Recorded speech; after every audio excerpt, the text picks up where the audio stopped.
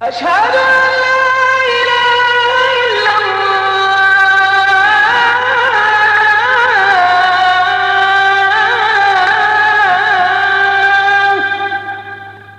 أشهد أن محمد رسول الله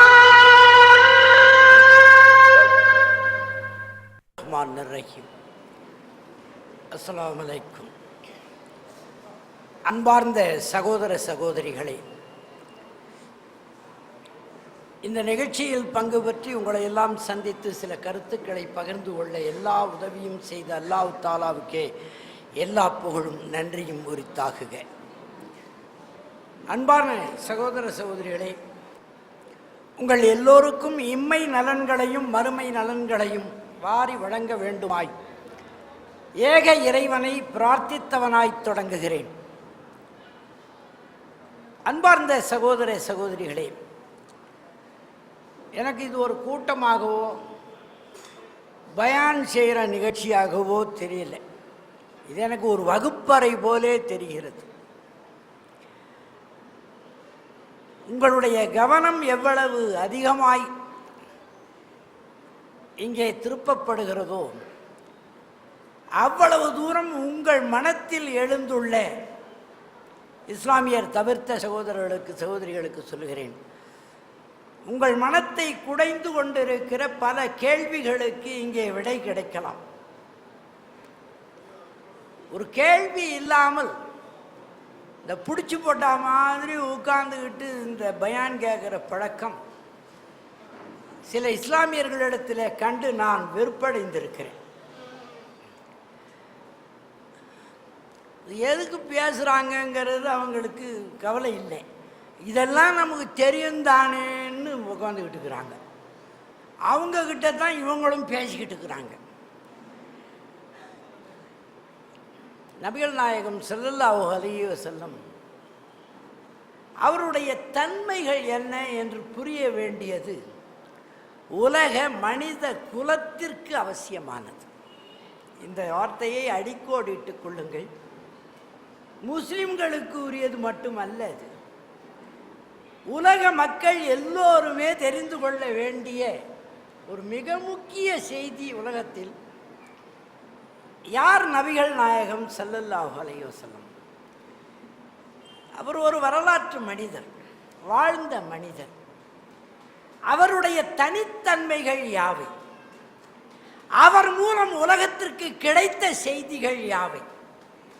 அந்த செய்திகளை இந்த 2011 உலகத்திலே வாழ்ந்து கொண்டிருக்கிற பல்வேறு தரப்பு மக்கள், அவர்கள் ஆணாக இருந்தாலும் பெண்ணாக இருந்தாலும் படித்தவர்களாக இருந்தாலும் படிக்காதவர்களாக இருந்தாலும் பணக்காரர்களாக இருந்தாலும் ஏழைகளாக இருந்தாலும் அந்த மதத்தை சேர்ந்தவர்களாக இருந்தாலும் இந்த மதத்தை சேர்ந்தவர்களாக இருந்தாலும் நான் முன்னம் இருந்தது போல எந்த மதத்தையும் சேராதவர்களாக இருந்தாலும் யாராக இருந்தாலும் அவர் மூலம் நமக்கு கிடைத்த செய்தி இந்த தேதியில் யாருக்கு எந்த அளவிலே பயன்படும் என்பதை சிந்திக்கிற ஒரு கூட்டமாக இந்த கூட்டம் இருக்க வேண்டும் என்று நான் விரும்புகிறேன். அந்த கேள்விகளோடே தொடங்குங்கள். நபிகள் நாயகம் ஸல்லல்லாஹு அலைஹி வஸல்லம் 40 வயதில் நபித்துவம் பெறுகிறார். இறைவன் அவரை இறுதி தூதர் என்று அறிவித்து விடுகிறான். அவர் இந்த செய்தியை போய் சொல்லுவதற்கே நடுங்குகிறார். கேட்பதற்கு ஆட்கள் இல்லை. அவருடைய முதல் இந்த விஷயத்தை பகிர்ந்து கொண்டவர் அவருடைய துணைவியார். அவர் கூட அவர் மீது இருந்த நம்பிக்கையின் அடிப்படையிலே, அவர் மீது இருந்த பாசத்தின் அடிப்படையிலே, அவர் பதறிப்போகக்கூடாதே என்பதற்காக அவருக்கு ஆறுதலாய் இருந்ததோடு விட்டுவிடவில்லை. இதை பற்றிய செய்திகள் உண்மைதானா, என்ன செய்தி என்று அறிந்து கொள்ள அவருடைய உறவினர் ஒருவரை, அவர் கிறிஸ்தவ மார்க்கத்திலே பெரிய அறிஞராகவும் வயது முதிர்ந்தவராகவும் இருந்தவரை தேடி சென்று இது என்ன என்று கேட்டு பரிசீலித்த பிறகுதான் ஒப்புக்கொள்கிறார் என்பது வரலாற்றில் பதிவாகி இருக்கிற ஒரு செய்தி. நான் இந்த இடத்தை இவ்வளவு அழுத்தம் திருத்தமாய் சொல்லுவதற்கு காரணம், அவங்க சொன்னதாக இவங்க கேட்டதாக அவங்க நம்பினதாக இதுவரைக்கும் நம்பி நம்பி நம்பி நம்பி நம்பி மனித குலம் பல செய்திகளை ஏற்றுக்கொண்டதாக நடித்து கொண்டிருக்கிறது. உங்கள் எல்லோருக்குமே தெரியும் பெரியார்தாசன் என்றால் நாத்திகன் என்று. உண்மையில் நாத்திகனாய் இருந்தேனா என்று எனக்கு தான் தெரியும். ஆனால் நான் நிறைய பேரை நாத்திகன் ஆக்கியிருப்பேன், என்கிட்ட மாட்டினவனை பூரா. ஆனால் நான் நாத்திகனாக இருந்தேனா என்றால் ஆம், ஒரு வகையான நாத்திகனாக இருந்தேன். என்ன நாத்திகம் என்றால், எதையெல்லாம் மற்றவர்கள் மனிதர்களாக படைத்து வைத்துவிட்டு, எதையெல்லாம் மனிதர்கள் கருத்துக்களாக உருவாக்கி வைத்துவிட்டு அதுதான் கடவுள் என்று சொன்னார்களோ அந்த கடவுளை இல்லை என்று மறுக்கிற நாத்திகனாக இருந்தேன், இருக்கிறேன், இருப்பேன். இதிலே எனக்குள்ள எந்த மாற்றமும் ஏற்படவில்லை. மனிதர்களாக பொருளாகவோ, படைக்கப்பட்ட பொருளாகவோ, படைக்கப்பட்ட மனிதராகவோ, படைக்கப்பட்ட கருத்தாகவோ இருக்கிற ஒன்றை இதுதான் இறைவன் என்று சொன்னபோது அதை மறுக்கிறவனாக இருந்தேன், இருக்கிறேன், இருப்பேன். எனக்குள்ளே எந்த மாற்றமும் ஏற்பட்டு விடவில்லை. அப்புறம் இந்த இறைவன் என்கிற செய்தி எங்கிருந்து வருகிறது என்றால், நபிகள் நாயகம் ஸல்லல்லாஹு அலைஹி வஸல்லம் தன் உற்றார் உறவினரிடத்திலே, தன்னுடைய குலத்தாரிடத்திலே, தன்னுடைய கோத்திரத்தாரிடத்திலே, தன்னோடு வாழ்ந்த மக்கா மனிதர்களிடத்திலே எல்லாம் இதை சொல்லப்போன போது எதிர்ப்பு என்றால் எதிர்ப்பு, உங்கள் வீட்டு எதிர்ப்பு, எங்கள் வீட்டு எதிர்ப்பு இல்லை. அவ்வளவு எதிர்ப்புக்கு இடையில் ஒரு 3 ஆண்டு காலம் ரகசியமாகவே ஒரு சிலருக்குள்ளேயே இந்த கருத்து பரவி வந்தது. எந்த கருத்து? இறைவன் ஒருவனே என்கிற கருத்து. அது ஒன்றும் ஆபத்தான கருத்து இல்லை என்பது உங்களுக்கு தெரியும். என் முன்னாலே இருக்கிற சகோதர சகோதரிகள் நினைத்து பார்க்க வேண்டும். இறைவன் ஒருவனேன்னு சொன்னால் அதில் என்ன ஆபத்து இருக்குது? இறைவனுக்கும் ஆபத்து இல்லை, அது நம்புற மனுஷனுக்கும் ஆபத்து இல்லை. இறைவன் பல வகைப்பட்டவன் என்று வரும் பொழுதுதான் பிரச்சனை வருமே தவிர, இறைவன் ஒருவன் என்றால் இது ஆபத்தான கருத்து இல்லை.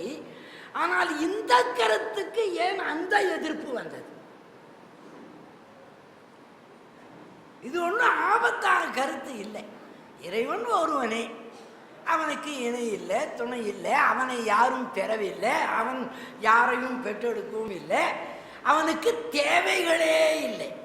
இந்த கடைசி வார்த்தையில தான் சிக்கலே வருது. இறைவனுக்கு தேவையே இல்லைன்னா எந்த வேலையும் செய்யாம நான் எப்படி பிழைக்கிறதுன்னு உலகம் முழுக்க ஒரு கூட்டம் தயாராகிட்டே இருக்குது. இறைவனுக்கு தேவை இருக்கிறது என்று சொல்லிதான் கோயில்கள், இறைவனுக்கு தேவை என்று சொல்லிதான் குருத்வாராக்கள், இறைவனுக்கு தேவை என்று சொல்லித்தான் கும்பாபிஷேகங்கள், இறைவனுக்கு தேவை என்று சொல்லித்தான் திறப்பு விழாக்கள், இறைவனுக்கு தேவை என்று சொல்லித்தான் சாமியார்கள், சாமியாருக்கு சாமியார்கள், சாமியாரிலேயே பிக் சாமியார், குட்டி சாமியார், சைடு சாமியார், ஓர சாமியார். இவ்வளவும் ஏண்டா வருதுன்னா, இறைவனுக்கு தேவை இருக்கிறது, அந்த தேவையை உங்களிடமிருந்து பெற்று நான் தருகிறேன்னா. நபிகள் நாயகம் ஸல்லல்லாஹு அலைஹி வஸல்லத்தினுடைய நபித்துவம் எதை புரட்டி போட்டது என்றால், இறைவன் தேவையை நிறைவேற்றுகிற வேலை உனக்கு இல்லை, எனக்கு இல்லை, நமக்கு இல்லை. நம் தேவைகளை நிறைவேற்றுகிறவன் தான் அல்லாஹ் தஆலா என்று புரட்டி போட்டது உலகத்திலே. இந்த கருத்தை சொன்னதற்கு அடிக்க வந்தார்கள், உதைக்க வந்தார்கள், வாள் எடுத்து வீச வந்தார்கள், அவருக்கு மரண தண்டனை விதித்தார்கள். ஒரு 60 மைல் தூரம் உள்ள தாயிப் நகரத்திற்கு நடந்து செல்லுகிறார் நபிகள் நாயகம் ஸல்லல்லாஹு அலைஹி வஸல்லம் தன்னந்தனியராய். அவருக்கு என்ன நம்பிக்கை என்றால், மக்காவிலே வாழுகிற மனிதர்கள் இதை ஏற்கவில்லை என்றாலும் அங்கே தாயிப் நகரத்திலே இருக்கிறவர்கள் நல்லவர்கள் என்று பேசப்படுகிறதே, அவர்கள் பொறுமைசாலிகள் என்று சொல்லப்படுகிறதே, அவர்கள் அறிஞர்கள், அறிவாளிகள் என்று கருதப்படுகிறதே, அங்கே போய் இந்த செய்தியை சொல்லலாம். எந்த செய்தி? இறைவன் ஒருவனே, அவனுக்கு இணை இல்லை, துணை இல்லை, அவனை யாரும் பெறவும் இல்லை, பெறப்படும், அவன் யாரையும் பெறவும் இல்லை, அவனுக்கு தேவைகள் இல்லை, அந்த தேவைகளை நிறைவேற்ற மனிதர்களால் முடியாது, மனிதர்களின் தேவைகளை நிறைவேற்றக்கூடியவனாய் இறைவன் இருக்கிறான் என்ற ஏகத்துவ செய்தியை எடுத்து சொல்லுவதற்கு என்னை இறைவன் அனுப்பி இருக்கிறான் நபிகளாக என்று இந்த செய்தியை தூதுவராக இறை தூதுவராக நான் வந்திருக்கிறேன் என்று சொல்லப் போகிறார். தாயிப் நகரத்திலே என்ன கேள்விப்பட்டு செல்கிறார்? அறிஞர்கள் இருக்கிறார்கள், பொறுமைசாலிகள் இருக்கிறார்கள், நம்பிக்கை உடையவர்கள் இருக்கிறார்கள், நல்லவர்கள் இருக்கிறார்கள், வருகிறவர்களை வரவேற்கக்கூடியவர்கள் இருக்கிறார்கள். மக்கா நகரவாசிகளைப் போல வாளெடுத்து திரிகிறவர்களாக இல்லை. 100 சிவப்பு ஒட்டகத்தை பரிசளிக்கிறேன், முகமது தலையை வெட்டி வா என்று சொல்லுகிறவர்களாக இருக்க மாட்டார்கள் என்று கேள்விப்பட்டு அங்கே போகிறார். அங்கே கொஞ்சம் கவனியுங்கள். அங்கே இவர் கருதியது போல இருப்பார்கள் என்று அங்கே போய் சொல்லப்போன இடத்திலே தோற்றத்திலே எல்லோரும் அப்படித்தான் இருந்தார்கள், உண்மையில் வேறு மாதிரி இருந்தார்கள். இவர் கேள்விவிட்டதெல்லாம் உண்மை போலத்தான் இருந்தார்கள். அங்கே பெரிய குடும்பத்தை சேர்ந்தவர்கள் 4-5 பேர் கூட்டிக்கொண்டு வாயார மனமாற இவரை வருக வருக என்று வரவேற்பவர்களாயிருந்தார்கள். மக்கா நகரத்திலே விரட்டுகிறவர்கள் போல அவர்கள் இல்லை. இவருக்கு ரொம்ப சந்தோஷமாக இருந்திருக்கலாம். ஆனால் இவர் போன பிறகு உட்கார வைத்து கொண்டு அங்கே இருக்கிறவர்கள் தோற்றத்திலே இவர் கருதியதை போல் இருந்தார்கள், ஆனால் நடப்பிலே வேறு மாதிரி இருந்தார்கள். ஏன் இதை இவ்வளவு விரிவாய் சொல்லிக் கொண்டிருக்கிறேன் என்றால், நம்மிலே 199.9 மக்கள் இப்படித்தான் வாழ்ந்து கொண்டிருக்கிறோம். இந்த செய்திகளில் யாராவது எதனா சொன்னால் கேட்டுக்கிற மாதிரி நடிக்கிறதுல மனுஷனை வின் பண்ண யாராலையும் முடியாது. பாம்புக்கு கோபம் வந்ததுன்னா கோபம்னு தெரிஞ்சிடும், படம் எடுத்து காட்டும். நாய்க்கு கோபம் வந்தால் தெரிஞ்சிடும், ஒள்ளுன்னு. புலிக்கு கோபம் வந்தால் தெரிஞ்சிடும், பாஞ்சிரும். எல்லாத்துக்கும் அதுக்கு கோபமாக இருக்குதுன்னா தெரிஞ்சிடும். மனிதனுக்கு கோபமாக இருக்குதுன்னா அவனுக்கு மட்டும்தான் தெரியும். சிரிச்ச மாதிரி பேசுவான். அப்படிங்களா? அவ்வளோ கோபத்தில் இருக்கிறாங்க. இது மனிதனுக்கு மட்டுமே வாய்த்திருக்கிற தன்மை. இதைத்தான் மனோதத்துவத்தில் முழுக்க முழுக்க இந்த விஷயம்தான் ஆராயப்படுகிறது. 45 ஆண்டுகள் அந்த துறையிலே படித்த மாணவன் என்ற முறையிலே சொல்லுகிறேன். பாம்பை பார்த்த மாட்டுக்கு கோபம் வந்தால் முட்டிடும், வரும்போதே தெரியும். ஆனால் மனுஷனால முற்றத்துக்கு வந்தான்னா கூட தெரியாது. பழைய இங்கிலீஷ் படம் பார்த்தவங்களுக்கு தெரியும். நமக்கு இங்கிலீஷ் புரியாது. அவன் என்னமோ பேசுவான், 2 பேர் உள்ளே வந்து பாக்கெட்டில் கை விடுவான், என்னமோ பரிசு பொருள் வாங்கிட்டு வந்து கொடுக்க போகிறான் போல இருக்கும். சுட்டுடும். அவர் அவ்வளோ கோபமாக இருந்திருக்கிறாராம், சிரிச்சுக்கினே சுட்டுடுவார். மனிதன் அப்படித்தான், இப்படித்தான் இருந்தார்கள் தாயிப் நகர மக்கள். இவரை வரவழைத்தார்கள், அரவணைப்பது போலே பேசினார்கள். வாங்க பேசலான்னு உட்கார்ந்தாங்க. உட்காரும் பொழுது அவர்கள் நடந்து கொண்ட முறை உலக மனிதர்களுக்கு ஒரு மாதிரியாக இருக்கிறது என்பதற்காக சொல்லுகிறேன். இதை இவ்வளவு விரிவுபடுத்தி நான் சொல்லுவதற்கு காரணம் உங்களுக்கு புரியும். அந்த மனிதர்கள் தான், ஒவ்வொரு மனிதர்களுக்குள்ளும் அந்த தாயிப் நகர மக்கள் தான், அவர்களுடைய மனநிலை தான் மனிதர்களுக்குள்ளே இருக்கிறது. இதை சரி செய்ய வேண்டும் என்றால் அதை நாம் புரிந்து கொள்ள வேண்டும். நபிகள் நாயகம் ஸல்லல்லாஹு அலைஹி வஸல்லத்தை உட்கார வைத்து பேசுகிறார்கள். பேசும் பொழுதே அந்த பெரிய மனிதர்கள் சொல்லுகிறார்கள், எதற்காக வந்திருக்கிறீர்கள்? நான் இறைவனுடைய தூதனாக வந்திருக்கிறேன், இறைவன் ஒருவன் என்பதை சொல்ல வந்திருக்கிறேன். ஓ, நீங்கள் நபி என்று கருதுகிறீர்களா? இறை தூதர் என்கிறீர்களா? ஆம் என்கிறார். கொஞ்சம் கவனியுங்கள், ஆம் என்கிறார். அதற்கு அவர்கள் சொல்லுகிறார்கள், ஓ, நீங்கள் இறைவனுடைய தூதர் என்றால் உங்களிடம் பேசுவதற்கு எங்களுக்கு அருகதை இல்லை. நீங்கள் இறைவனுடைய தூதர் என்றால் உங்களிடம் பேசுவதற்கு எங்களுக்கு அருகதை இல்லை. இல்லை, நீங்கள் பொய் சொல்லுகிறீர்கள், இறைவனின் தூதர் இல்லை என்றால் எங்களிடம் பேச உங்களுக்கு அருகதை இல்லை. எனவே இப்பொழுது நாம் பேச வேண்டியதே இல்லை, போய் வாருங்கள் என்கிறார்கள். ஏன் இவ்வளவு விரிவாக இதை சொன்னேன் என்று இப்பொழுது உங்களுக்கு புரிந்திருக்கும்.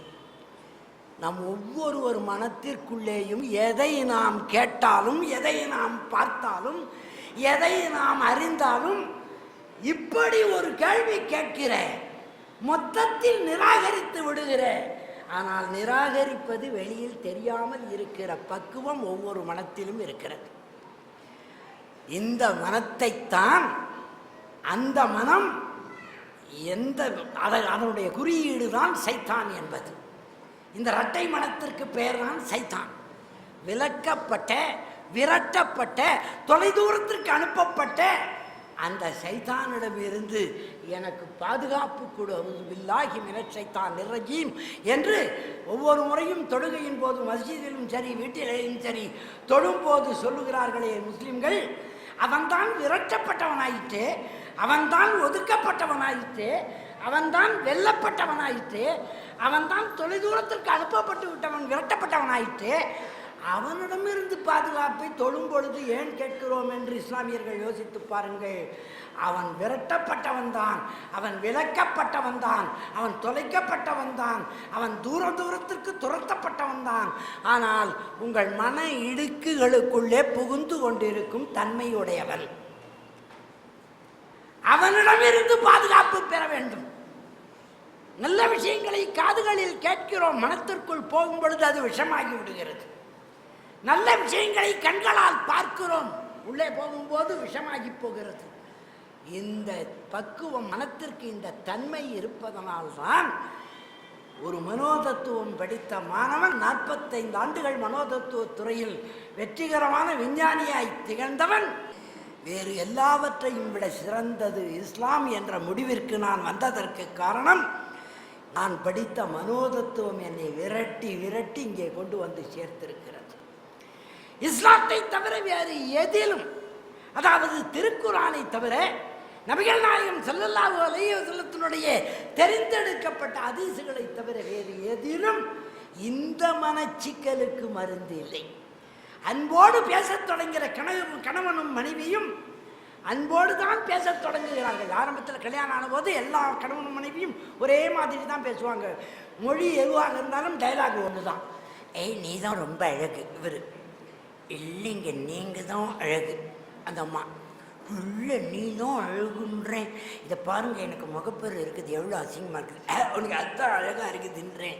இதே ஆள் தான் 3 வருஷம் பொறுத்து அந்த மூதேவி எங்கே போச்சுன்றது, அந்த சனியை எங்கே போச்சுங்கிறது. அப்போ என்ன அர்த்தம்? அப்போ சொன்னிய அது பொய்யா, இப்போ சொல்கிற இது பொய்யான்னா ரெண்டுமே உண்மையும் ரெண்டுமே பொய் தான். என்ன காரணம்? மனம் அப்படித்தான் சலிப்படைந்து விடும். மனம் என்பது சலிப்படையக்கூடிய தன்மையுடைய ஒரு செய்தி. அது சலிப்படையாமல் இருந்தால் அந்த மனத்தில் மகிழ்ச்சி இருக்கிறது. அது சலிப்படையாமல் இருந்தால் அது உதவி செய்யும் தன்மை இருக்கிறது. அது சலிப்படையாமல் இருந்தால் அது நீதத்தை நாடி போகிறது, நீதியை நாடி போகிறது. அது சலிப்படையாமல் இருந்தால் அருகில் இருக்கிறவர்களுக்கு உதவிகரமாக இருக்கிறது, அன்பாக இருக்கிறது. அது சலிப்படைந்து விட்டால் தன்னலம் மிகுந்து விடுகிறது, வெறுப்பு அடைந்து விடுகிறது. இந்த மனத்தின் தன்மையை மாற்றி ஒழுங்குபடுத்துவதற்கு மனிதனால் முடியுமா அல்லது படைத்தவனால் முடியுமா என்ற $1 மில்லியன் கொஸ்டின் என்கிறோம் ஆங்கிலத்திலே. மனிதனால் முடியுமா? முடியும் என்று முயற்சித்து பார்த்த விஞ்ஞானம்தான் இன்றைக்கு ஒரு தேக்க நிலையில் இருக்கிறது. நெருங்கி நெருங்கி நெருங்கி வந்து முடியவில்லை என்று சொல்லுகிறது. மனத்தை மாற்ற முடிகிறதா? முயற்சி செய்து மாற்றி அமைத்தா மக்கியானாலே ஃபோன் பண்ணுறாங்க. நேற்று நல்லா தாங்க இருந்தது, இன்னிலிருந்து மறுபடியும் பழைய மாதிரி ஆயிடுச்சுன்றாங்க. என்ன காரணம்? இது மனிதனால் முடியுமா மாற்றுவதற்கு? முடியாது. யாரால் முடியும்? படைத்தவனால் தான் முடியும். அப்போ அப்ளிகேஷனை எங்கே கொடுக்கறது? படைத்தவனிடம்தான் தர வேண்டும். சரி, இத்தனை செய்திகளும் நமக்கு யார் மூலம் வந்து சேர்ந்தது? நபிகள் நாயகம் ஸல்லல்லாஹு அலைஹி வஸல்லம். நபிகள் நாயகம் ஸல்லல்லாஹு அலைஹி வஸல்லம் 40 வயதில் நபித்துவம் பெறுகிறார். அந்த 40 வயது வரை அவர் எப்படி வாழ்ந்தார், யாராக இருந்தார்? வரலாறு மிக துல்லியமாய் பதிவு செய்திருக்கிறது. அவர் மிகச்சிறந்த குடும்பத்தவராக இருந்தார்.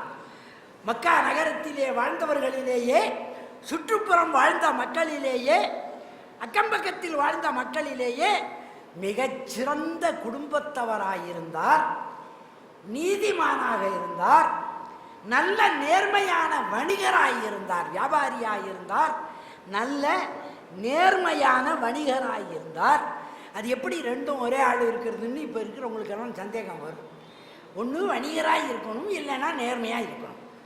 நேர்மையாக இருந்து வணிகராகவும் இருப்பதென்றால் அது எப்படி முடியும்னு இன்னும் பல பேருக்கு தெரியல. ஆனால் அவர் அப்படி இருந்தார். இருந்ததனால்தான் கதீஜா பிராட்டியார் அவரை மணந்து கொண்டார் என்று வரலாறு பதிவு செய்திருக்கிறது. ஆக நேர்மையானவராயிருந்தார், நல்ல குடும்பத்தவராயிருந்தார், பிள்ளைகுட்டிகளோடு வாழ்ந்தார், மனைவியை மகிழ்ச்சியாக வைத்திருந்தார். எல்லாவற்றுக்கும் மேலே ஏழை எளியவர்களுக்கு தேடி தேடி உதவி செய்கிறவராயிருந்தார். அதற்கும் மேலே அங்கு வாழ்ந்த மக்கள் எல்லோராலும் நம்பிக்கைக்கு உரியவர் என்று நம்பப்பட்டார். இந்த கடைசி வார்த்தை தான் மிக முக்கியம். எல்லோரிடமும் நம்பிக்கை பெறுவது சாத்தியமா? இன்னைக்கு கூட அரசியலில் ஏதோ தேர்தல் வந்துருச்சு, கேட்க போகிறோம். 5 கோடி மக்கள் அல்லது 6 கோடி தமிழர்கள் என்றால் 6 கோடி தமிழருக்கும் அவர் தான் தலைவர்னு ஒருத்தர் சொல்லுவாங்க. அப்போ 6 கோடிக்கும் அவர் தலைவர் ஆயிட்டார். 6 கோடிக்கும் இவங்க தான் தலைவர்னு இன்னொருத்தர் சொல்ல போகிறாங்க. இருக்கிற ஜனமே 6 கோடி தான். அதில் 6 கோடிக்கும் அவர் தலைவர், 6 கோடிக்கும் இவர் தலைவர். இன்னும் சில பேர் கிளம்புவாங்க 6 கோடிக்கும் அவர் தலைவர், 6 கோடிக்கும் அவர் தலைவர். அந்த 6 கோடியும் கேட்டு சொல்றது இல்லை, அவங்களாவே சொல்லிக்கிறாங்க. புரியுதா உங்களுக்கு? இதையும் கேட்டுக்கிட்டு தான் உட்காந்துக்கிட்டு இருக்கிறோம். கேட்குறவன் கேனை என்ன இருந்தால் எறும் மாடு ஏரோப்ளைன் ஓட்டும். ஆனால் உண்மையிலேயே அங்கு வாழ்ந்த மக்கள் வேறு வேறுபட்ட குலத்தவர்கள், வேறு வேறுபட்ட கோத்திரத்தவர்கள், வேறு வேறுபட்ட நிலையுடையவர்களின் நம்பிக்கைக்கு உரியவராயிருந்தார். அதனால்தான் சபாமலையின் முன்னாலே நின்று கொண்டு இந்த மலைக்கு பின்னாலே நம்மை தாக்குவதற்கு ஒரு குதிரைப்படை வீர கூட்டம் வருகிறது என்று சொன்னால் நீங்கள் நம்புவீர்களா என்று கேட்கிறார். நிச்சயம் நம்புவோம், நீங்கள் சொன்னால் உண்மையாகத்தான் இருக்கும் என்று வாளை எடுத்துக்கொண்டு நிற்கிறார்கள். அந்த அளவிற்கு நம்பிக்கை உடையவராய் இருந்த நபிகள் நாயகம் ஸல்லல்லாஹு அலைஹி வஸல்லம் இறைவனாலே நபித்துவத்திற்கு தேர்ந்தெடுக்கப்படுகிறார். அதற்கு பிறகு அவருடைய வாழ்க்கை வரலாறு முழுக்க உங்களுக்கு இஸ்லாமியர்களுக்கும் தெரியும், மற்றவர்களுக்கும் தெரியும். நான் சொல்ல வருகிற முக்கிய இடம் என்னவென்றால், ஒரு மனிதனை பற்றி அறிய வேண்டும் என்றால் அவனுடைய நண்பனை கேட்டு தெரிந்து கொள்வது ஒரு வகை, அவனையே கேட்டு தெரிந்து கொள்வது ஒரு வகை, அவனுடைய எதிரியிடம் கேட்டு தெரிந்து கொள்வது இன்னொரு வகை. வரலாறு பதிவு செய்து வைத்திருக்கிறது. நபிகள் நாயகம் ஸல்லல்லாஹு அலைஹி வஸல்லத்தை பற்றி அவர் மூலம்தான் இந்த திருக்குர்ஆன் நமக்கு கிடைக்கிறது. அவர் மூலம்தான் இறைவனின் கட்டளைகள் இன்னது என்று நமக்கு புரிகிறது. அவர் மூலம்தான் இஸ்லாம் என்றால் என்ன என்று தெரிய வருகிறது. அவர் மூலம்தான் இஸ்லாமிய வாழ்முறை நமக்கு புரிய வந்திருக்கிறது.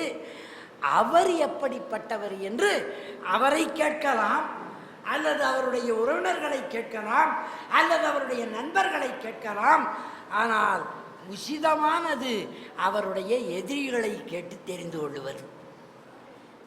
இந்த பார்வையில் உங்களை அழைத்து போக நான் விரும்புகிறேன். அவருடைய எதிரிகளிலேயே அவர் வாழ்க்கை வரலாறு முழுக்க ஒருவருடைய பெயர் வரும், அபு சுப்யான் என்பவருடைய பெயர் வரும். அவர் பிறகு இஸ்லாத்திற்குள் நான் இறைவனாலே நுழைக்கப்பட்டேன் என்று சொல்லுகிறார். அந்த அபு சுப்யான் எந்த அளவிற்கு எதிரி என்றால், ஒரு நாளைக்கு 24 மணி நேரம் தவிர வேறு நேரத்தில் இவரை எதிர்க்க மாட்டார். ஒரு வாரத்தில் 7 நாள் தவிர வேற நாட்களில் இவர் எதிர்க்க மாட்டார். ஒரு மாதத்தில் 30-31 நாள் தவிர வேற நாட்களில் இவர் எதிர்க்க மாட்டார். அவருக்கு ஃபுல் டைம் வேலையை இவர் எதிர்ப்பது தான்.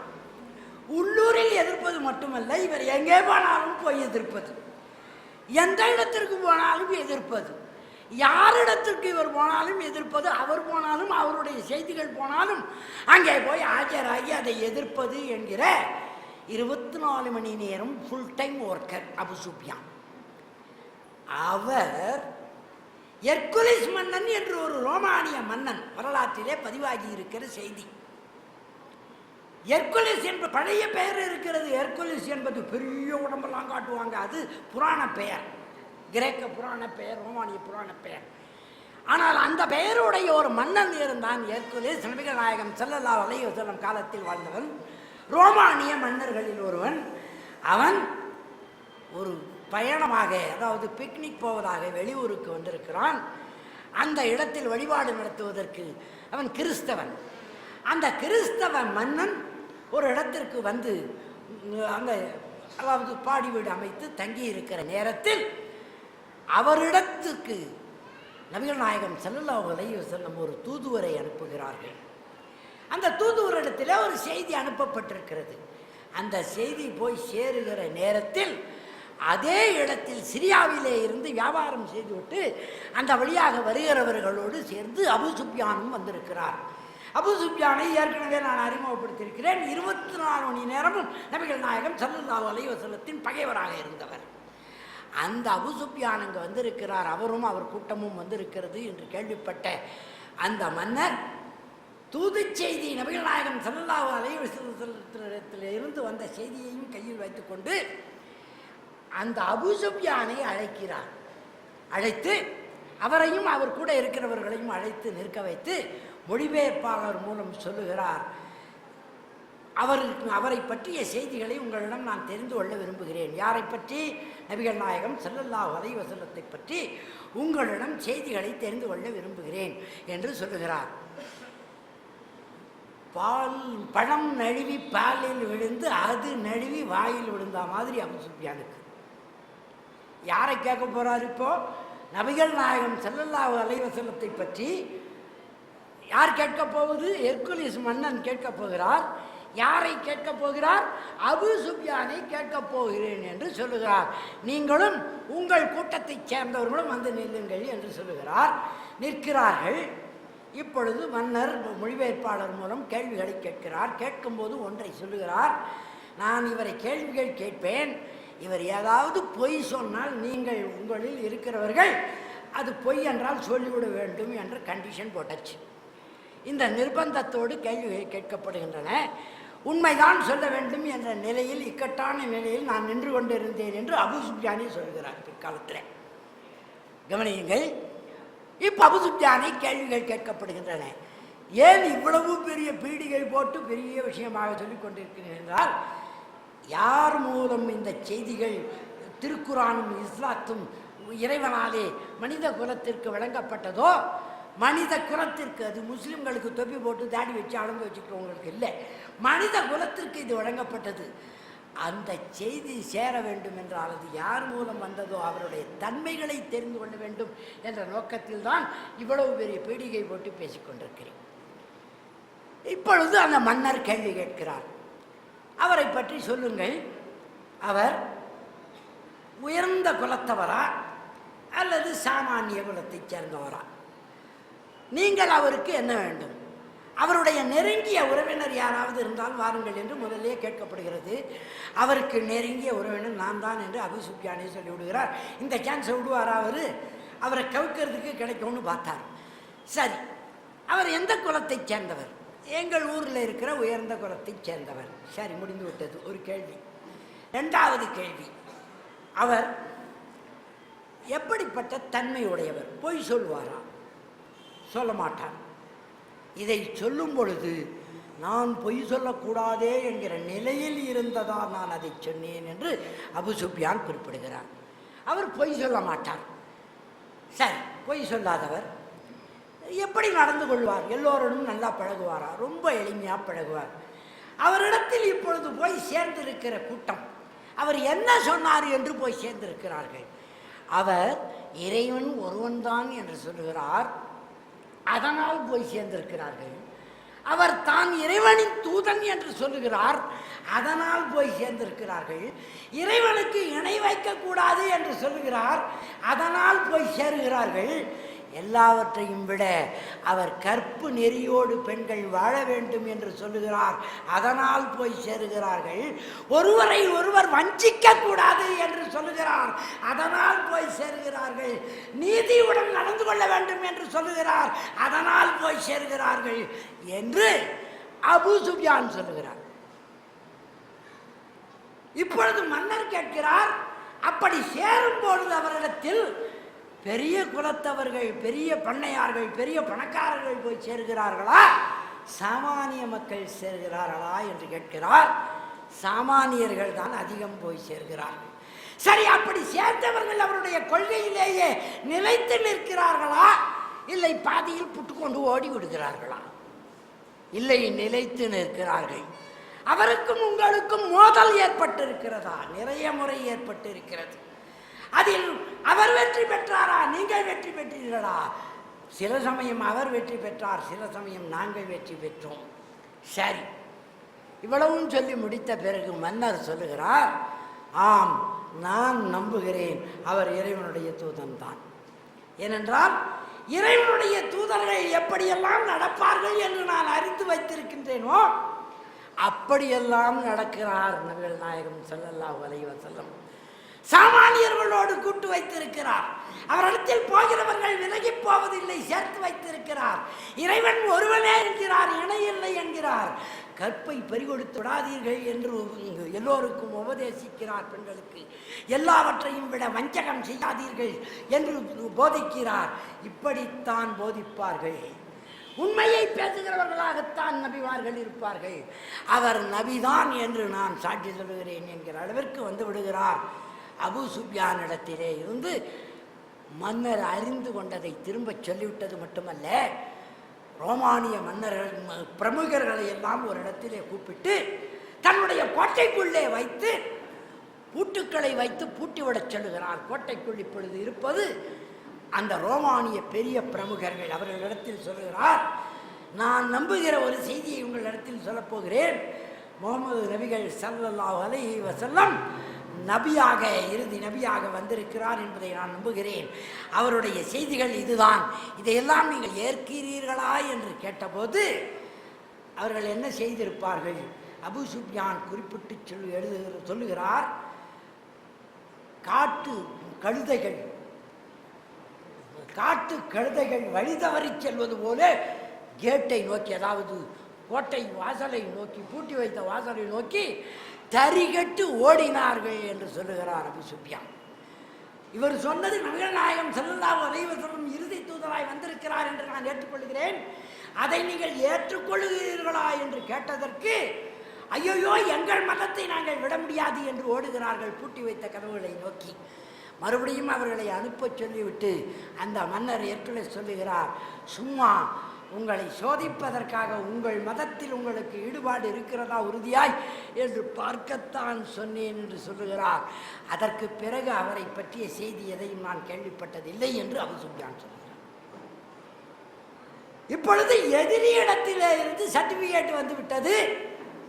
நபிகள் நாயகம் ஸல்லல்லாஹு அலைஹி வஸல்லம் நீதியானவர், உறவுகளை பேணுகிறவர், உடைக்கிறவர் இல்லை, எல்லாவற்றையும் விட நீதியானவராய்,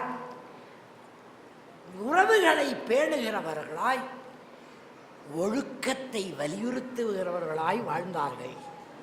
அதற்கான தன்மைகள் அவர்களுக்கு இருந்தன. அப்படி இருந்தவர் நல்ல கணவராக இருக்கிறார், நல்ல பிள்ளைகளுக்கு தந்தையாக இருக்கிறார், பொருளாதார வசதியோடு வாழ்கிறார், கவலை இல்லாத வணிகராக, நல்ல நேர்மையான வணிகராக இருக்கிறார், மாவீரராக இருக்கிறார், நல்ல நண்பர்கள் கூட்டத்தோடு இருக்கிறார், ஏழை எளியவர்களுக்கு உதவி செய்து கொண்டிருக்கிறார். எல்லாம் சரியாக இருக்கிற நேரத்தில் கொஞ்சம் கவனியுங்கள், அவர் வரலாறு பதிவு செய்கிறது, நிலை கொள்ளாத அளவிற்கு கவலையாக இருக்கிறார். மீண்டும் நினைவுக்காக சொல்லுகிறேன், நாம் எல்லோரும் குடும்ப வாழ்க்கை வாழ்ந்து கொண்டு இருக்கிறவர்கள் தான். இஸ்லாமியரானாலும் இஸ்லாமியர் அல்லாதவரானாலும் நமக்கு இந்த அளவுக்கு இருந்ததென்றால் நாம் கவலைப்படுவோமா?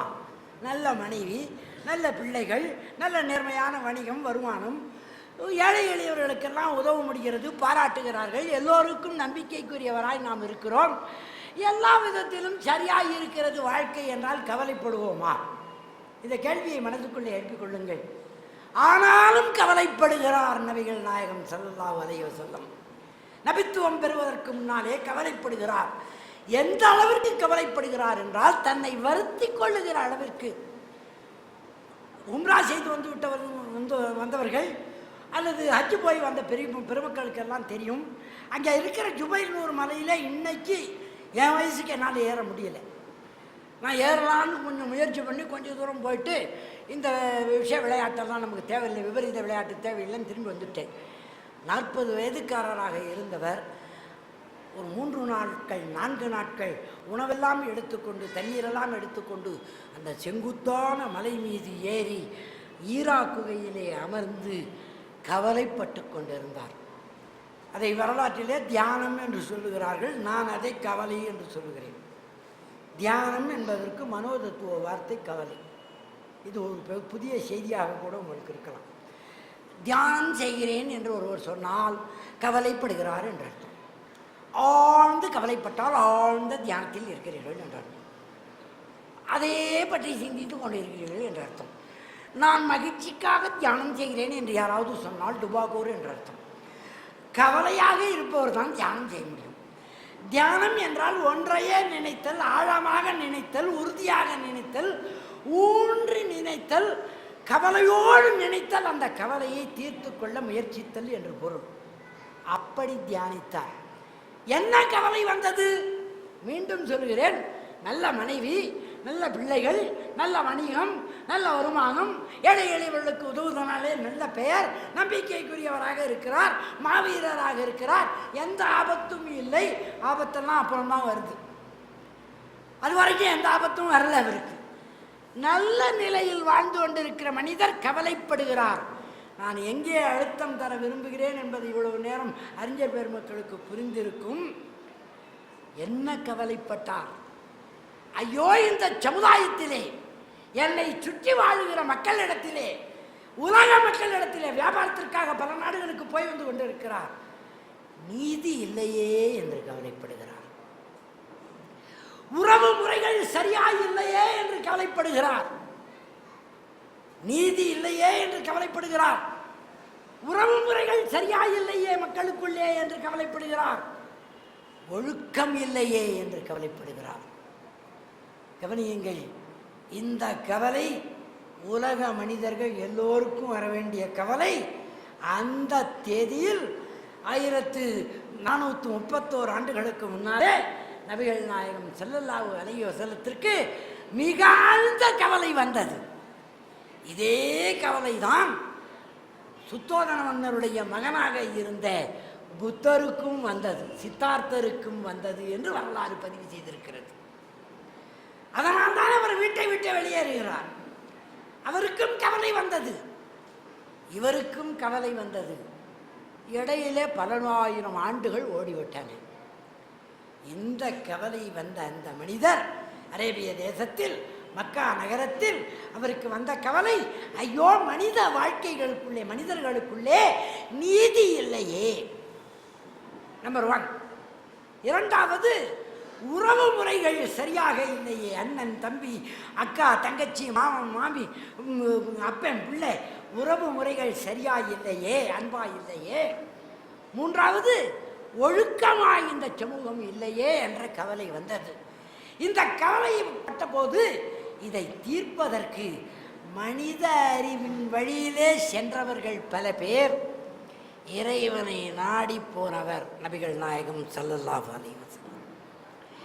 ஏக இறைவனை நாடி இந்த கவலைகளுக்காக, இவற்றை தீர்ப்பதற்காக, வழி சொல் இறைவா என்று இறைஞ்சுவதற்காக பல நாட்கள் இரவு பகலாய் உணவும் நீரும் எடுத்துக்கொண்டு போய் ஈரா குகையிலே அமர்ந்து கவலைப்பட்டார்.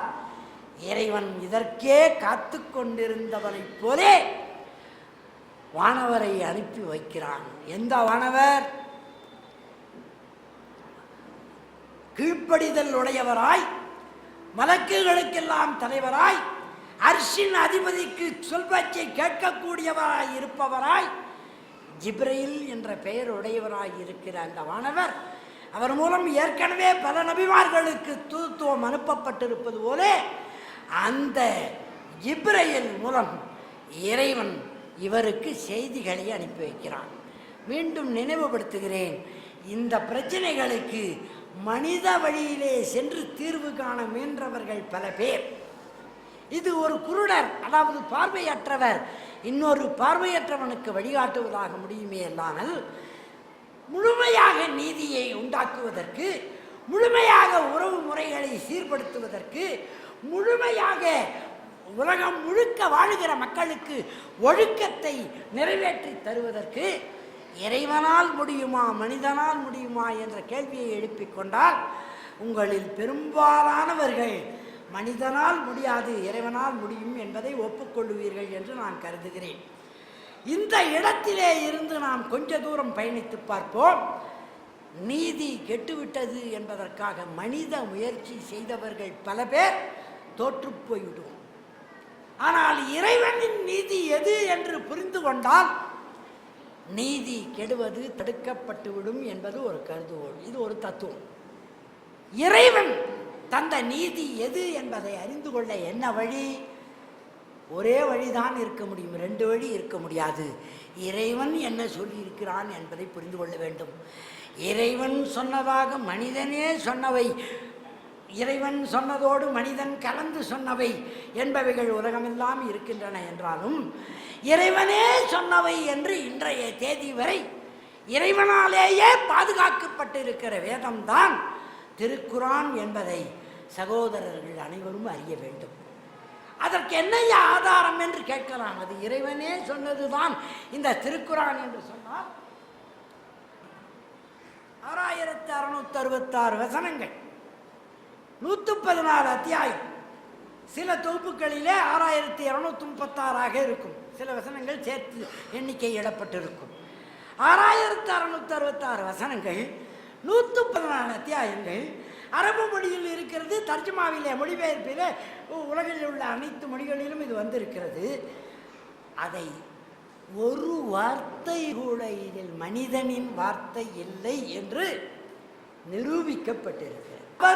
அவருடைய உரைகள், அவருடைய வழிகாட்டுதல்கள், அவர் மற்றவர்களுக்கு உரைத்தவைகள், மற்றவர்களிடமிருந்து அவர் கேட்டுக்கொண்டவைகள், இதெல்லாம் தனியாக தொகுக்கப்பட்டிருக்கின்றன.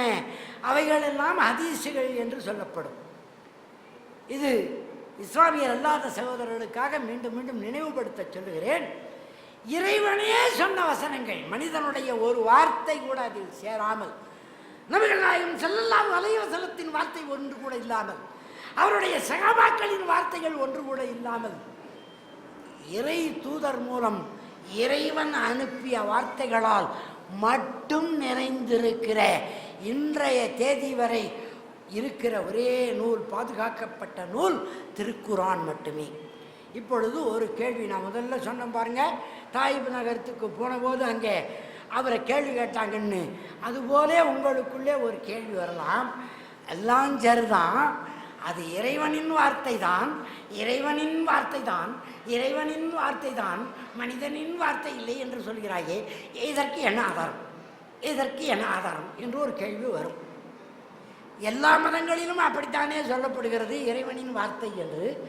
அது என்ன இது மட்டும் இறைவனின் வார்த்தை? மீண்டும் சொல்லுகிறேன், இறைவனின் வார்த்தையோடு மனிதனின் வார்த்தைகள் சேர்ந்ததும் உண்டு, இறைவனின் வார்த்தை என்று மனிதனே சொல்லி சேர்த்ததும் உண்டு. உலகத்திலே இறைவனின் வார்த்தையோடு மனிதனின் வார்த்தை சேர்ந்ததும் உண்டு, இறைவனின் வார்த்தை என்று மனிதனே சொல்லி சேர்த்ததும் உண்டு.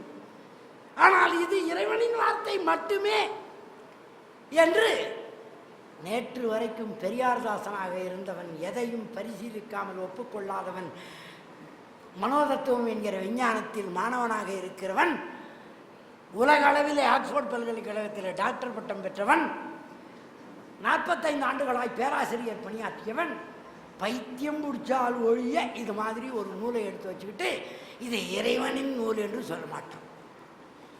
ஆனால் சொல்லுகிறேன் என்றால் அதற்கு ஆதாரம் வேண்டும் என்று கேட்கின்ற மனம் உங்களுக்கு இருக்கும்.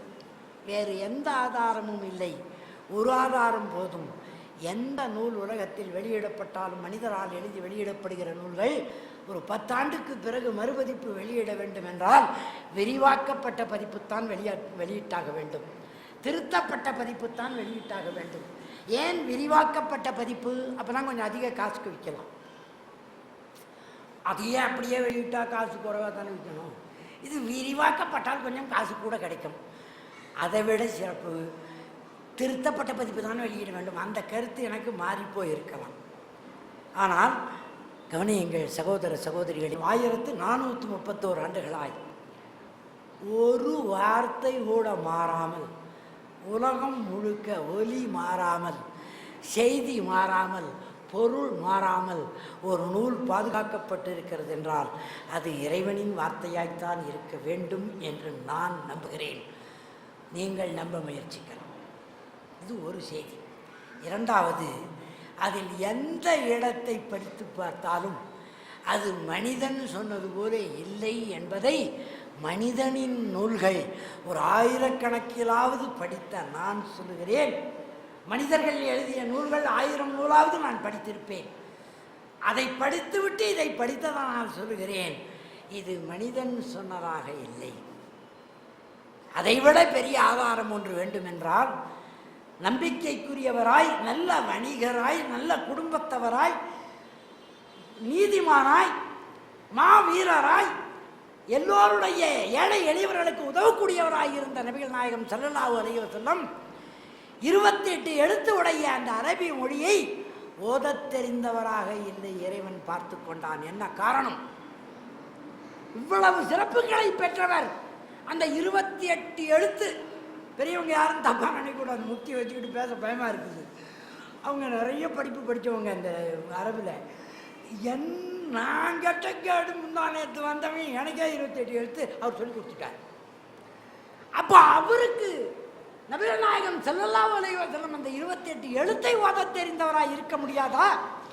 இத்தனை சிறப்புகளை பெற்ற நபிகள் நாயகம் ஸல்லல்லாஹு அலைஹி வஸல்லம் ஏன் எழுதத் தெரியாதவராக, ஓதத் தெரியாதவராக இருந்தார் என்றால் அது அந்த இறைவனின் ஏற்பாட்டுக்கு காரணம் இதுதான். அப்படி அவர் மட்டும் எழுத தெரிந்தவராக இருந்தால் இது இறைவனின் வேதம் அல்ல, அவர் சொன்னது என்று ஆகிவிட்டிருக்கும். அதை இறைவன் தடுத்து விட்டான். அதே காலகட்டத்தில் இருந்தவர்கள் யாரோ எழுதி கொடுக்கிறார்கள் என்று ஒரு வதந்தி வந்தது. நபிகள் நாயகம் ஸல்லல்லாஹு அலைஹி வஸல்லம் வாழ்க்கையிலே வதந்தி வராத நாளே கிடையாது. திடீர்னு ஒரு நாள் காலையில் கிளம்பினாங்க. அவர் மனைவிகளை எல்லாம் விவாகரத்து பண்ணிட்டாராம். எல்லாரையும் விவாகரத்து பண்ணிட்டாருன்னு ஊர் பூரா செய்தி பரப்பிட்டானுங்க. அந்த காலத்திலேயே இருந்திருக்கிறானுங்க, பயங்கரமான ஆளுங்க. எதை சொன்னால் அவருக்கு கஷ்டம் வருமோ, எதை சொன்னால் அவருடைய நண்பர்கள் சிதறி விடுவார்களோ அதை தேர்ந்தெடுத்து சொல்லுபவர்களாக எதிரிகள் இருந்தார்கள். அவர் மனைவிகள் எல்லாரையும் ஒரு நாள் காலையில் விவாகரத்து பண்ணிட்டாருன்னு வதந்தி பரப்பி விட்டுட்டாங்க. சுற்றி அடிச்சுக்கிட்டு எல்லாரும் வருத்தப்பட்டு ஓடி போய் அவர்கிட்டயே கேட்குறாங்க, அப்படியான்னுட்டு. இல்லையேன்னாராம், ரொம்ப சிம்பிளாக. ஆக அவர் மீது வதந்தி பரப்புவது என்பது போல யாரோ எழுதி தருகிறார்கள் என்று வதந்தி பரப்பப்பட்டது. அப்பொழுதுதான் ஒரு வசனம் இறங்குகிறது, அது திருக்குறானில் பதிவாகி இருக்கிறது. அப்படி யாராவது எழுதி தந்து இதிலே வசனங்கள் இறங்குகின்றன என்றால் இது போன்ற ஒரு குரானை உருவாக்கி காட்டுங்கள். மொத்த குரானும் இல்லை என்றால் ஒரு சிறிய சூறாவாவது, ஒரு அத்தியாயத்தையாவது இறக்கி காட்டுங்கள், எழுதி காட்டுங்கள். இல்லை என்றால் ஒரு வசனத்தையாவது எழுதி காட்டுங்கள். சொல்லி 1431 வருஷம் ஆகுது, ஒரு ஆளாலும் முடியலை. அது மட்டுமல்ல, பாதுகாக்கப்பட்டிருக்கிறது இறைவனாலே என்று அதிலேயே வருகிறது. அதிலே இருக்கிற வசனங்களை படிக்கிறவர்களுக்கு தெரியும். எத்தனையோ கவிஞர்கள் உலகத்தில் இருக்கிறார்கள். அந்த நாள் வரும்போது என்று ஆரம்பித்து சூரியன் சுருட்டப்படுகிற நாள் வரும் பொழுது 81வது அத்தியாயம், நட்சத்திரங்கள் ஒளி எழுந்து உதிர்ந்து விடும் பொழுது, இதெல்லாம் கவிதை மாதிரியா இருக்குது, இது வெறும் கட்டுரை மாதிரியா இருக்குது. ஆங்கிலத்திலே சொல்வார்களே, ஆத்தன்டிக்காக இருக்கிறது. இதையெல்லாம் இறைவன் மட்டும்தான் அறிந்திருப்பான். சூரியனை சுருட்டி விடப்படும் பொழுது, சூரியன் சுருட்டப்படும் பொழுது என்கிற அந்த சொல்லாட்சியை பார்த்தாலே ஆச்சரியமாயிருக்கிறது. மறைவானவற்றை அறிந்தவனாய் இறைவன் இருக்கிறான் என்பதற்கு சாட்சியாயிருக்கிறது. ஆக முழு நூலுமே இதில் மனிதனின் குறுக்கீடு ஒரு வார்த்தைகள் கூட இல்லாமல் வேதம் இறங்கி இருக்கிறதே. இந்த வேதத்தை வைத்துக்கொண்டு நபிகள் நாயகம் ஸல்லல்லாஹு அலைஹி வஸல்லம் என்ன செய்தார்? அவர் எதற்காக கவலைப்பட்டாரோ அந்த கவலையை தீர்த்துவிட்டு இறுதி ஹஜ்ஜின் போது மரணிப்பதற்கு முன்னால் இறுதி உரையாற்றுகிறார். நான் வந்த வேலை முடிந்து விட்டது, இறைவனிடம் இருந்து பெற வேண்டிய எல்லாவற்றையும் நான் பெற்று உங்களுக்கு தெரிவித்து விட்டேன் என்று நீங்கள் நம்புகிறீர்களா என்று கேட்கிறார். ஆம், நம்புகிறோம் என்று அந்த மக்கள் கூறிய பிறகுதான் அவருடைய சகாப்தம் முடிகிறது. கவனியுங்கள், எதற்காக போனார்? நீதி கெட்டு போய்விட்டதே. நீதி கெட்டது யாரால் என்ற ஒரு புத்தகம் உலகத்தில் புகழ்பெற்ற புத்தகம் இருக்கிறது தமிழ் மொழியிலே. நீதி கெட்டது யாரால்? தந்தை பெரியார் எழுதிய புத்தகம். அது ஒரு சந்தர்ப்பத்திலே நீதி கெட்டது யாரால் என்று கோர்ட்டுக்குள்ளேயே போய் கோர்ட் அவமதிப்பு வழக்கு ஏற்பட்ட போது கோர்ட்டிலேயே போய் அவமதிச்சார். கோர்ட்டுக்கு வெளியே அவமதிச்சது தானே தப்பு. கோர்ட்டுக்குள்ளேயே போய் கோர்ட்டை அவமதிச்சு பேசுனது தான் நீதி கெட்டது யாரால் என்கிற ஸ்டேட்மெண்ட். அந்த துணிச்சல் பெரியாருக்கு இருந்தது. அந்த சொல் எனக்கு நினைவு வந்ததுனாலே சொன்னேன், நீதி கெட்டது யாரால் என்று. நீதி கெட்டு போய்விட்டதே, இதை சரிப்படுத்துவது யார் என்ற கேள்வியை எழுப்பிய போது உலகத்திற்கே நீதியை வழங்குவதற்கு இறைவனிடம் இறைஞ்சி அவர் பெற்றதுதான் திருக்குரான். திருக்குரானின் நீதியை பற்றி, அந்த நீதியான சட்டங்களை பற்றி அதிகம் பேசுவதற்கு நேரமில்லை என்றாலும் ஒன்று ரெண்டை கோடிட்டு காட்டுகிறேன். சூதாடுவது, விபச்சாரம் செய்வது, சூதாடுவது, விபச்சாரம் செய்வது, மது அருந்துவது, இந்த மூன்றையும் அப்படியே வார்த்தைகளாக உங்கள் மனக்கண் முன்னாலே கொண்டு வாருங்கள். சூதாடுவது, விபச்சாரம் செய்வது, மது அருந்துவது, இது நல்லதா கெட்டதான்னு கேட்டால் கேனப்ப கூட சொல்ல மாட்டான் இது நல்லது. இது நல்லதுன்னு யாராவது சொல்லுவாங்களா உலகத்தில்? பைத்தியம் பிடிச்சி போய் கிறுக்கு பையன் கூட சொல்ல மாட்டான், கேனையும் கூட சொல்ல மாட்டான். எது? சூதாடுவது ரொம்ப நல்லது, மது அருந்துவது அதை விட ரொம்ப ரொம்ப நல்லது, விபச்சாரம் செய்வது ஓ சூப்பர்பா அப்படின்னு எவனாவது கேனை கூட சொல்ல மாட்டான். நல்லா கவனிங்க, வேடிக்கை மாதிரி சொல்லியிருக்கிறேன், உங்களை கொஞ்சம் சிரிக்க வைத்து மனத்தை மலர்விக்க வேண்டும் என்பதற்காக சொன்னேன். இப்போ சீரியஸான ஒரு விஷயம் சொல்கிறேன். இது சரியல்ல என்று தெரிந்திருந்தும் உலகத்தில் நடைமுறையில் இது இருக்கிறதா இல்லையா? எந்த அளவிற்கு இருக்கிறது? தடுக்கி விழுந்தா டாஸ்மாகில் தான் விழுதா இருக்கு. அது மேலேயே எழுதி வச்சிருக்கிறாங்க, குடி குடியை கெடுக்கும்.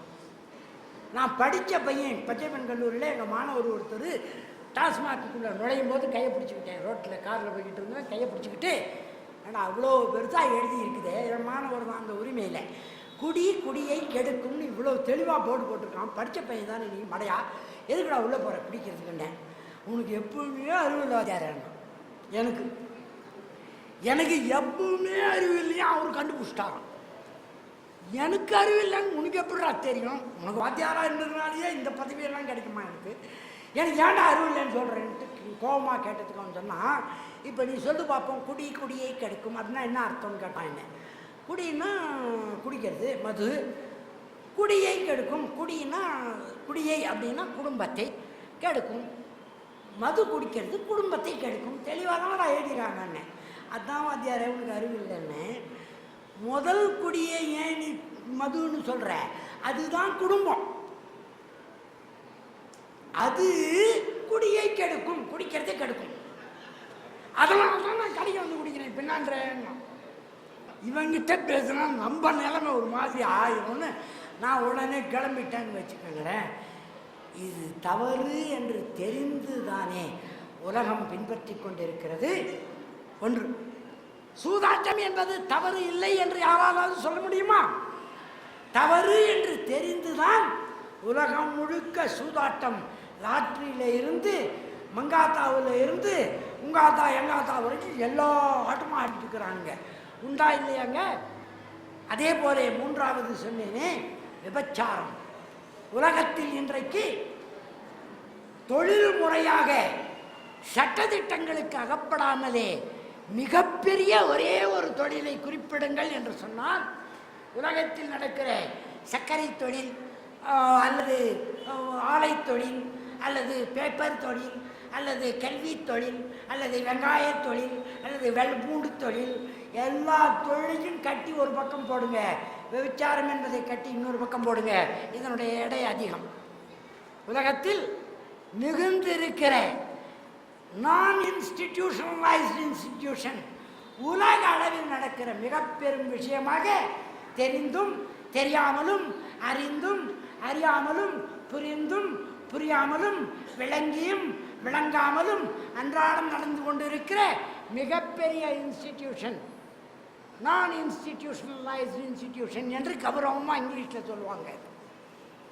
இதுக்குன்னு தனித்தனி தெருக்கள், தனித்தனி ஊர்கள், ஊர் இல்லாத ஊர்கள், தெருவில்லாத ஓரசாரங்கள் எல்லா இடத்திலும் நடைபெற்று கொண்டிருக்கின்றன.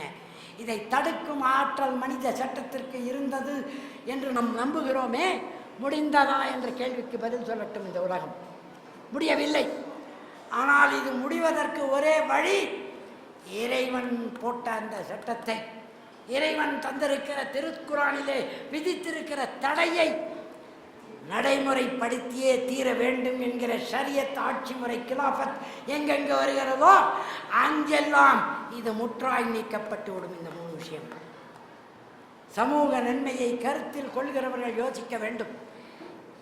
இறைவன் சட்டப்படி தவறு என்று புரிந்து கொண்டு, இல்லை என்றால் இம்மையிலும் அதற்கு தண்டனை, மறுமையிலும் தண்டனை என்று இறைவன் அறிவித்திருப்பதை எந்த மனம் உணர்ந்து கொள்கிறதோ அந்த மனம் சூதை விட்டுவிடும், மதுவை விட்டுவிடும், விபச்சாரத்தை விட்டுவிடும். உண்டா இல்லையா?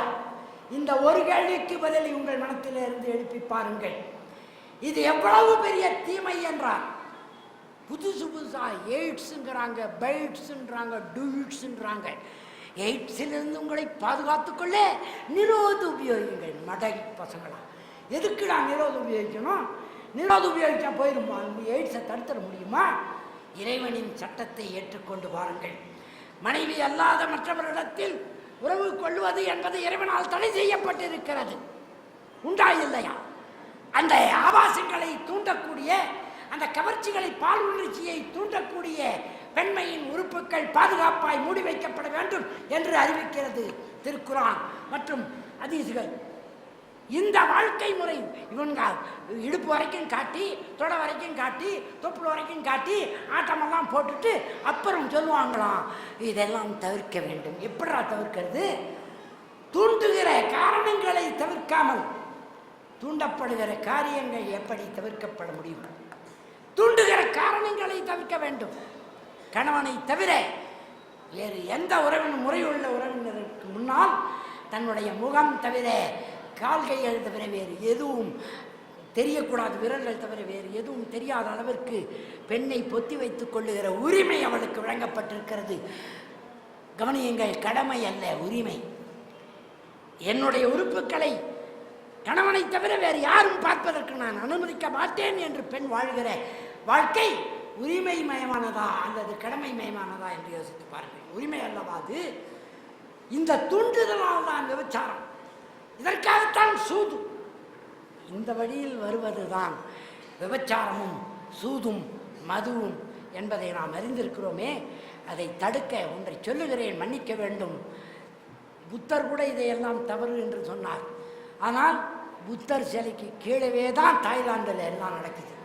புத்தர் தப்புன்னு தான் சொன்னார். ஆனால் இலங்கையில் மெண்டிஸ் பிராந்தி உலகத்திலேயே மிக அதிகமாக விற்கப்படுகிறது. என்ன காரணம்?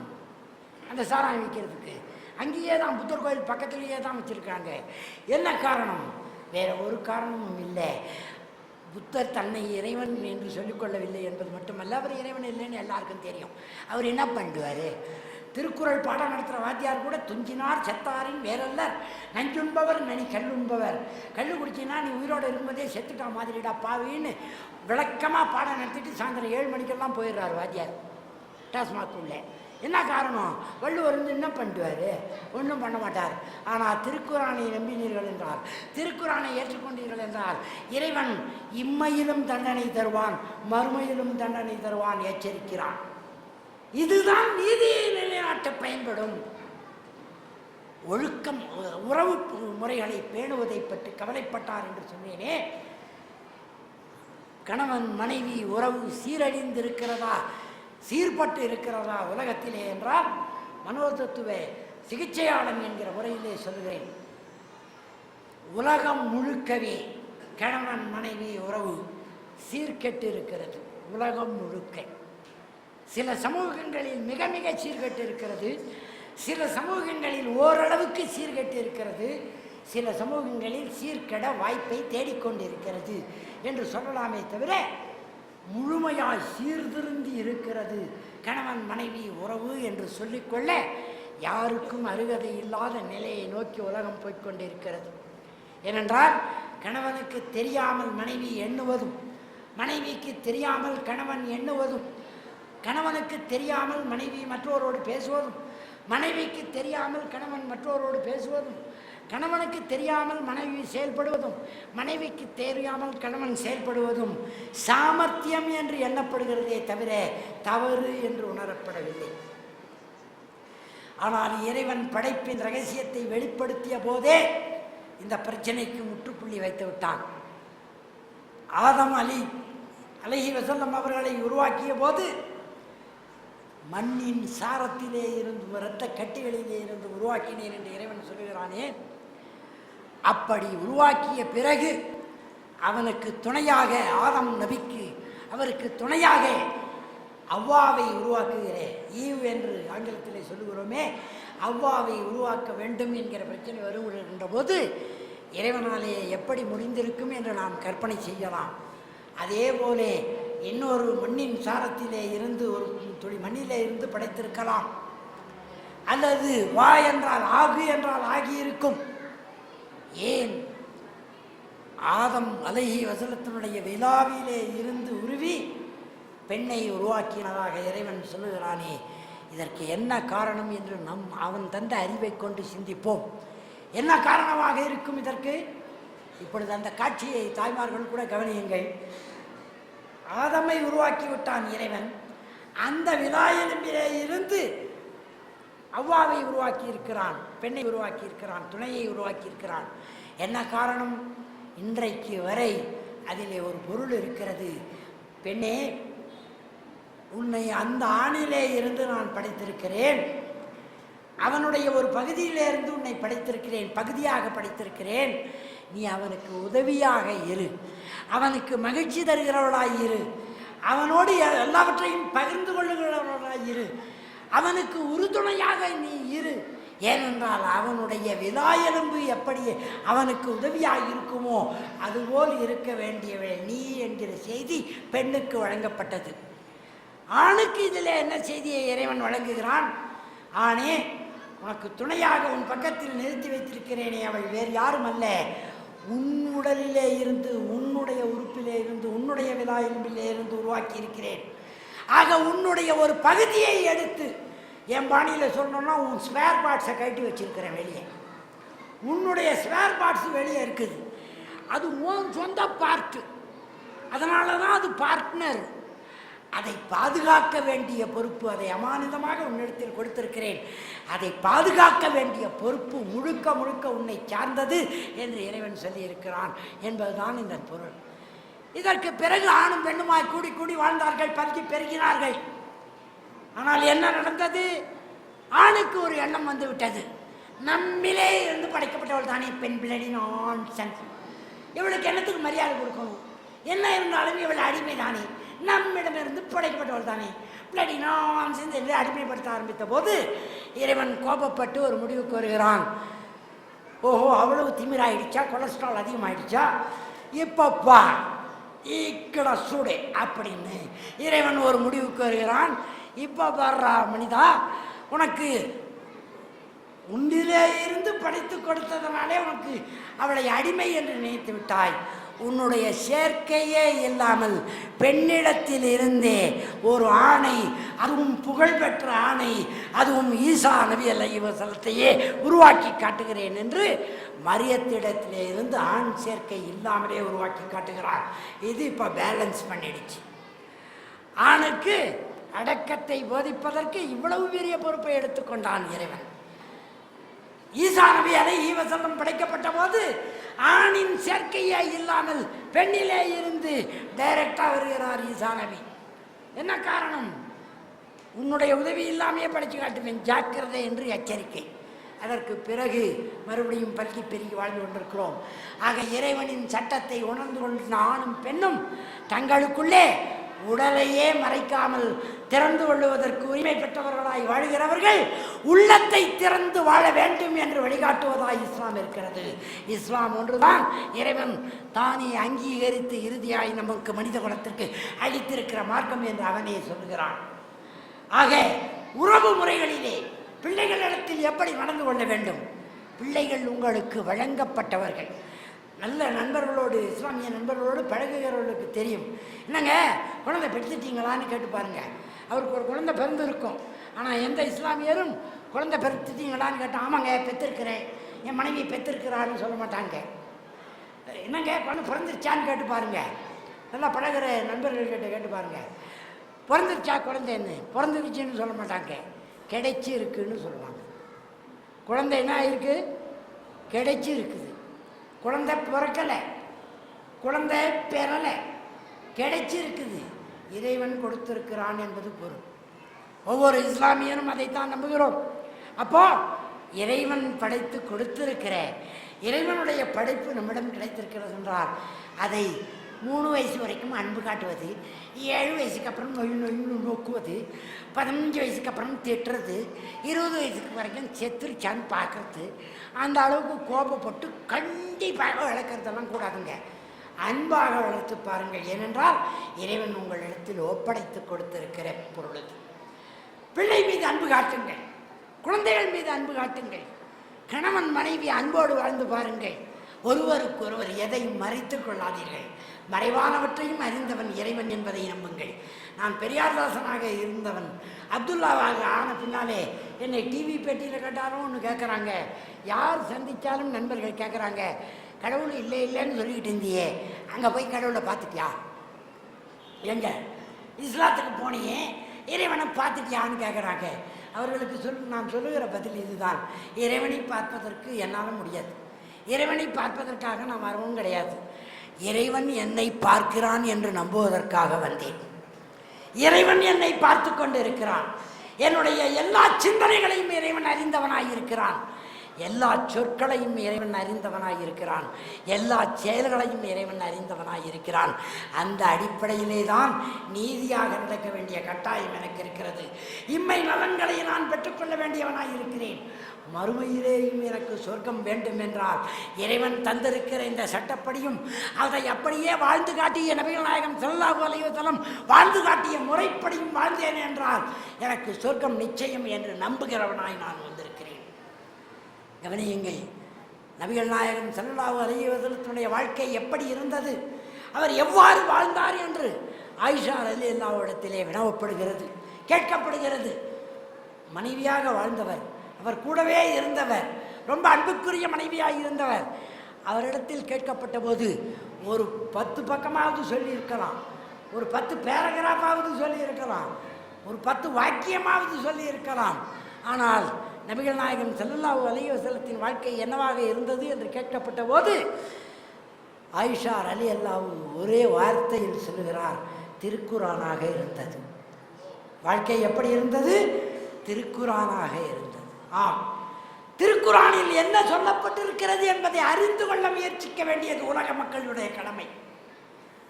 இந்த கூட்டத்தின் நோக்கம் அதுதான் என்று நான் நம்புகிறேன். ஒரு முறை அந்த 6666 வசனத்தை வேண்டாத விஷயம் எவ்வளோ படிக்கணும், நக்கீரன் இது வரைக்கும் எவ்வளோ படிச்சிருப்போம், குமுதம் எவ்வளோ படிச்சிருப்போம், கல்கண்டு எவ்வளோ படிச்சிருப்போம், வேண்டாத பத்திரிகைகள் எவ்வளோ படிக்கிறோம். விளக்கத்தக்கவற்றை எல்லாம் படித்து கொண்டிருக்கிற சகோதர சகோதரிகளே, திருக்குரானின் 6666 வசனத்தையும் முடிந்தால் தர்ஜுமாவிலே ஒரு முறையாவது படித்து பாருங்கள். அது இறைவனுடைய வார்த்தை. படித்து முடித்த பிறகு அதை வாழ்ந்து காட்டிய நபிகள் நாயகம் ஸல்லல்லாஹு அலைஹி வஸல்லத்தினுடைய வாழ்க்கையை படித்து பாருங்கள், அவருடைய உரைகளை படித்து பாருங்கள். வாய்ப்பு நேரும் போதெல்லாம் இதற்குள்ளே உழன்று பார்த்தால் நீதியான சமூகத்தில் நம்மாலே வாழ முடியும், இம்மை நலன்களை பெற முடியும், மறுமை நலத்தையும் பெற்றுக்கொள்ள முடியும், உறவு முறைகளை பலப்படுத்தி கொள்ள முடியும். சந்தோஷமான வாழ்க்கைக்கு உத்தரவாதம் தருகிறது திருக்குரான். சந்தோஷமான வாழ்க்கைக்கு உத்தரவாதம் தருகிறது இஸ்லாம். சந்தோஷமான வாழ்க்கைக்கு உத்தரவாதம் தருகிறது நபிகள் நாயகம் ஸல்லல்லாஹு அலைஹி வஸல்லத்துடைய வாழ்க்கை. அவர் இடர்பட்டார், துயரப்பட்டார். எதற்காக? சந்தோஷமான வாழ்க்கையை உலகத்திற்கு கொண்டு வருவதற்காக. அந்த சந்தோஷமான வாழ்க்கையை அவர் கொண்டு வந்து விட்டார். அந்த முறைமையை தெரிந்து கொள்ள முயற்சியுங்கள். எல்லாவற்றையும் விட நீதியாக இருப்பது, அடுத்தது உறவுகளை பேணிக்கொள்வது சொன்னேன். 3வது கவலை என்று சொன்னேனே, ஒழுக்கம் கெட்டுப்போய் கிடந்தது. அந்த ஒழுக்கத்தை முறைப்படுத்தி இதுதான் ஒழுக்கம் என்று மனிதன் சொன்னால் அது எனக்கு ஒழுக்கமாயிருப்பது உங்களுக்கு ஒழுங்கினமாக தெரிகிறது, உங்களுக்கு ஒழுக்கமாயிருப்பது எனக்கு ஒழுங்கினமாய் தெரிகிறது. ஆப்பிரிக்கருடைய ஒழுக்கம் அமெரிக்கருக்கு தவறாய் தெரிகிறது, அமெரிக்கருடைய ஒழுக்கம் இங்கிலாந்துக்காரருக்கு தவறாய் தெரிகிறது, பணக்காரருடைய ஒழுக்கம் ஏழைக்கு தவறாய் தெரிகிறது, ஏழையின் ஒழுக்கம் பணக்காரருக்கு தவறாய் தெரிகிறது. ஆனால் இறைவனின் ஒழுக்கம் எல்லோருக்கும் சமமானதாக இருக்கிறது. ஆக இறைவனின் ஒழுக்கம் என்ன என்று தெரிந்து கொள்ளுவோம், அதை பின்பற்றுவோம். இறை மார்க்கம் என்பது யாரோ இஸ்லாமியர்களுக்கு உரியதில்லை, உலக மனிதர்களுக்கு உரியது என்று தெரிவித்து நிறைவு செய்கிறேன். அஸ்ஸலாமு அலைக்கும். அல்ஹம்துலில்லாஹ்.